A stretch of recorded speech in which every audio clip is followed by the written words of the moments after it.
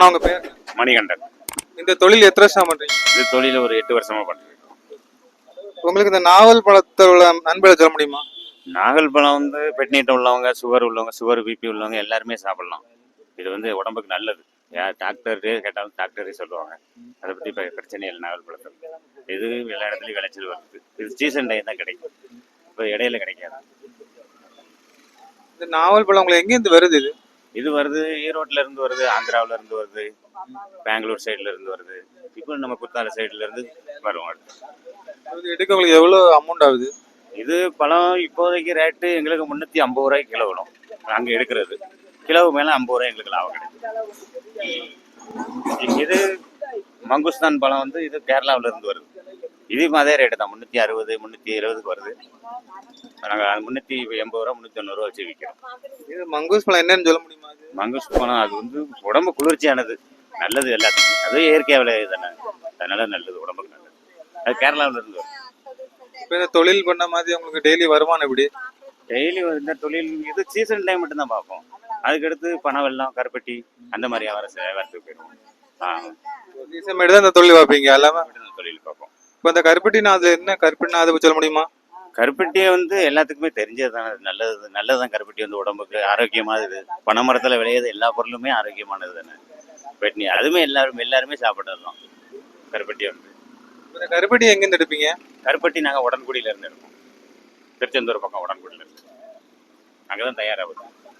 இப்போ இது உங்களுக்கு சிலப்போ நமக்கு வருமானம் வரும், வராதுல. வருமானம் வராத டைம் எப்படி சமாளிப்பீங்க? வருமானம் வராதான் தேங்காய் பூ அந்த மாதிரி ஏதாச்சும் இருக்கும். தேங்காய் பூ இருக்குல்ல, தேங்காய் பூ உடைச்சி அந்த தேங்காய் பூ வைப்போம். அப்படி இல்லைன்னா பழ சீசன் இல்லைன்னா அந்த வேற ஏதாச்சும் பழம் எடுத்து சேல்ஸ். இப்போ சீசன் டைம் தொழில் மாத்துறீங்களா? அப்படி என்னெல்லாம் பண்ணுவீங்க? இதே தொழில் தான், அப்படியே ரன்னிங்காக ரோலிங் ஆகிக்கிட்டே இருக்கும்.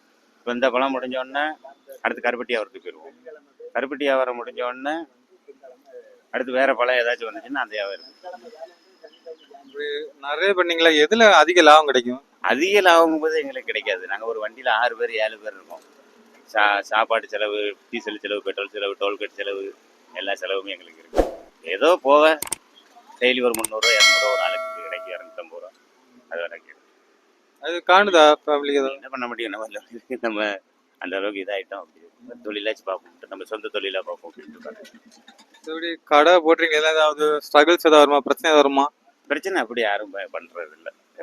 அது ஒரு சில இடத்துல பண்ணுவாங்க வைப்பாங்க. அது ஒரு ஏரியாவை பொறுத்து.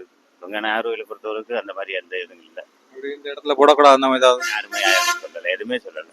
அதை பற்றி நாகர்கோயிலில் வந்து யாருமே பிரச்சனை பண்ணல. அந்த அளவுக்கு பணத்தை வாங்கிட்டு போகிறாங்க, கரெக்டாக வாங்கிட்டு போகிறாங்க. சாப்பிட்டவங்களும் டெய்லி வாங்கிட்டு போகிறாங்க. உங்கள் சொந்த ஊரே எங்கள் நாவல் தானே? சொந்த ஊர் கைத்தார் பக்கம் ஐயனார் வந்து. அங்கேருந்து இங்கே தொழிலுக்கு வந்தீங்களா? இல்லை தொழிலுக்கு தான் வந்துருக்கோம். வண்டி இருக்குது, எல்லாரும் வண்டியிலே படுத்துக்கிடுவோம். இப்போ சீசன் முடிஞ்சோடனே அங்கே போயிருவீங்க? சீசன் முடிஞ்சோன்னே ஊருக்கு போயிடும். அங்கேயே பண்ணலாம். இங்கே அங்கே பழம் சேல்ஸ் ஆகாது இல்லையா, அது கிராமம். எங்கள் ஊர் இருக்குது, கிராமத்தில் சேல்ஸ் ஆகாது. இப்போ நம்ம இங்கே கன்னியாகுமரி மக்களை பற்றிய கருத்து என்ன? கன்னியாகுமரி அதான் சொல்கிறோம்ல, எந்த கரைச்சலும் இல்லை, எந்த பிரச்சனையும் இல்லை. அவங்கவுங்க பாட்டில் வராங்க, அன்பாக பேசி அன்பாக வாங்கிட்டு போகிறாங்க. எந்த சண்டை சச்சரவோ எதுவுமே கிடையாது. 100 ரூபா சொல்லுவேன், 2 பழம் கூட போடுவாங்க. சரிங்க சாப்பிடுங்க, நல்லா இருக்கா, டேஸ்ட்டாக இருக்கான்னு பார்ப்போம். ஒரு பழம் சாப்பிட்டு பாருங்கள், சாப்பிட்டு பார்த்துட்டு வாங்கிக்கோங்க. கன்னியாகுமரியில் பிடிச்ச பிளேஸ் என்னது? கன்னியாகுமரியில் உங்களுக்கு பிடிச்ச பிளேஸ்? கன்னியாகுமரியில் எனக்கு பிளேஸ் பிடிச்சது. நான் சுற்றி பார்க்க போனதில்லை. கன்னியாகுமரி ஒரே ஒரு நாள் போயிருக்கேன்.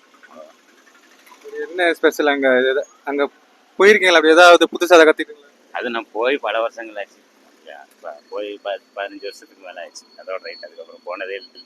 வந்து வியாபாரத்தை முடிச்சுட்டு ஊரில் கோயில் திருவிழா இருக்குது, அதுக்கு போகிறதுக்கு முன்னாடி போகிற வரைஞ்சா போவோம்.